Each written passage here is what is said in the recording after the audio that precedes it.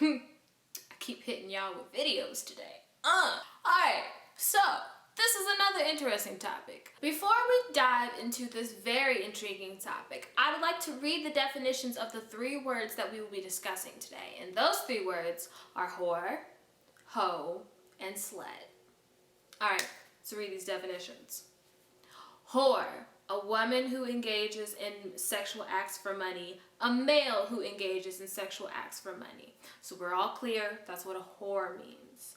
Hoe is a slang term for whore, so there's no definition for that. Slut is a woman who has many casual sexual partners. And I will say that really annoyed me because I had to scroll through the page to find a more gender inclusive term, like slut only applies to women. Let's be real. Wikipedia knew what was up and said an individual who's considered to have loose sexual morals or who is sexually promiscuous. Now that we got that out the way, let's talk about this. None of these terms are terms I would ever like to be heard about myself or really any other person. Why? Because they don't sound nice. They're not nice words. However, if someone ever called me a whore, a hoe, or a slut, I couldn't actually get mad. Why? Because the word doesn't apply to me. Cause what? Virgin gang up in this? It doesn't apply. I don't do anything at all. So if you called me one of those words, like my friend says all the time, if the shoe don't fit, don't wear it. Now, I'm about to ask a question, and before y'all jump down my throat, hear me out, please. Don't cut this video off before I ask this question, because I know when I finish it, y'all gonna be like, wait a minute! What did she just say? Please wait. For those who those terms actually apply to, why do you call it slut shaming if that's what is actually going on? Because is it because you guys are ashamed of what you're doing? Because if that is the case, why not just stop doing whatever it is that you're feeling ashamed of? Because whatever you're doing, you should never be feeling ashamed of what you're doing. You should be proud of whatever it is you're doing at all times. Own it. If you're gonna do it, and then do it well. You feel me? Or is it called slut shaming because the person talking about you is shaming you, saying shame on you for being sexually promiscuous? Why don't they call it slut exposing or slut revealing? Because why? What do you even call when someone calls you a whore? That's not a slut. A slut is not a whore. If you're not getting paid, you're not a whore or a hoe. You're having sex a lot. And on top of that, since we're now in the generation where embracing your hoe-ism is something to be proud of, say someone calls you a slut and you are confident in your casual sexiness, why not just be I'm a slut? And they can't say anything else. So you can't be slut shamed anymore because you're not ashamed of what you're doing. That never made sense to me. How are you gonna let somebody slut shame you for doing something that you're actually doing and you're okay with what you're doing? I feel like this is gonna be a really common sense thing to say, but if someone calls you something that doesn't apply to you, don't get mad. Also, if somebody calls you a name that does apply to you, don't get mad. That's what you're doing. It's not a nice word. Maybe you can be hey, use another term. Or you could just be hey, that's what I am. Don't get mad. Don't get mad. Either way. Because if it doesn't apply to you, why waste your energy on feeling something about it? And if it does apply to you, why waste energy on arguing with this person about what you do. It's what you do, not what they do.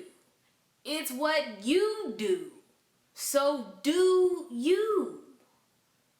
Disclaimer, I'm a Christian, so like boasting about being a slut, hoe, or that's not ever going to fly in my religion, like at all. I'm not trying to have sex before marriage. Why? Because my religion says not to. But I found over the years that saying that is not a good enough reason for most people, so I had to come up with other reasons as to why I'm not having sex anytime soon. Not before I say I do to my lovely husband. So these are my reasons for not having sex anytime soon before I get married. So I've done a lot of soul searching over the years, and I've come to find out that I am a very needy, kind of clingy person. I mean, like, that kind of has to do with the fact that I'm an only child. So growing up, any friend that I had was like immediately family to me. So mixing sex in with that doesn't seem like a great idea. Like, that's not something that just excites me, because that means I'm now going to be attached to this one guy, and I'm just gonna want that guy like forever, like all the time. And if he doesn't feel the same way, that's gonna probably send me into a spiraling depression. And I'm not trying to go through another depression. Like, no. That does not sound like fun to me at all. At all. You know, like, I don't need to taste the rainbow. You know, like, I want one Skittle.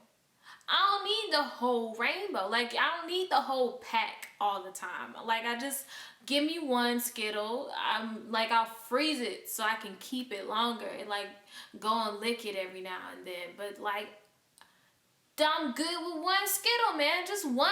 Like, just one. The other reason why I don't want to have sex before I get married is because I understand the emotional, mental, and like psychological impact it can have on a person. Like, I don't know how many of you guys actually understand. Sex is like a really big deal, guys. Like, you realize there are hormones that are released in a female's body, or a woman's body. Sorry, I know a lot of people don't like the term female. Still don't understand that. But there are hormones that are released in a woman's body when you have sex. So that chemically changes a person. You know? Like, I understand that. So because I get that, not trying to just do that with a bunch of people at all, ever. I say all this to say, my reasons are my reasons. They have nothing to do with you or your life. And I have come to understand that as a Christian, I'm not supposed to hold unbelievers to the same standards that I hold myself to. Why? Because they don't live under the same authority that I do. I live under God's authority. Maybe you don't. You know, you could be Catholic, you could be Hindu, you could be any other religion on the face of the planet. If you're not a Christian, I can't hold you, and I'm not supposed to hold you by Christian standards. So if you ever encounter a Christian and they're telling you what you shouldn't do with your life or what you should do with your life based off of godly standards and Christian standards, do not listen to them. I mean, you don't have to listen to them because you're not living the same way as we are. That's like walking up to a Catholic and trying to hold them to Sharia law. That doesn't work. It doesn't work. So who am I to judge you for living your life the way you live it when I'm no better than any other person on the face of this planet? Like, we all sin differently. And I'm not going to tell you what you need to do with your life if you don't follow what I follow. Like, that, it's not my place. So I'm not trying to make this a really long video, but the main thing that I want to get across is, if you're not proud with what you're doing, or you're not proud about what you're doing, maybe you should stop doing whatever it is. Because you should be thrilled and just ecstatic about whatever it is that you're doing, to the point that no one can tell you crap. Like, no one can come to you and down talk whatever it is that you're doing, because you know that what you're doing is the best. You got it. You're like a boss at it. Like, no one can step to you about what you're doing. If you don't have that kind of attitude about what you're doing in life, you shouldn't be doing it. Like, it's plain and simple. And if someone says something to you that's true, own it. Don't be afraid to say, yeah, that's what I do. Like, this hair didn't grow out my head. I have no problem with somebody pointing out, that's not your hair. Okay, I bought it. It's my hair. Did I grow it from my scalp? No, but it's my hair. Is it fake hair? Yes. Is it my hair? Because I spent money on it. Now what? There's nothing else. No one can say anything else to you. Why? Because you just claimed what they tried to tear you down with. Be proud of who you are and what you're doing. Alright guys, I think I'm done with this video, but I hope you guys enjoyed it. Share it with people you know, people you don't know, people you like, and people you dislike. Why share it with people you dislike? I don't know. I feel like sometimes the people that you dislike are probably people that need the most help, or like people that don't understand things the way that you do. So maybe sharing this video with them can help them in some way, shape, or form. And then you're a better person because you like helped somebody that you didn't like. Like, you didn't have to do that, but you did it because you're a good person. So share it with somebody you don't like. All right, bye guys. And inspired me to make YouTube videos, period. And that is Fred. I don't know how to say Lucas's real name, like his last name, so I'm not gonna try.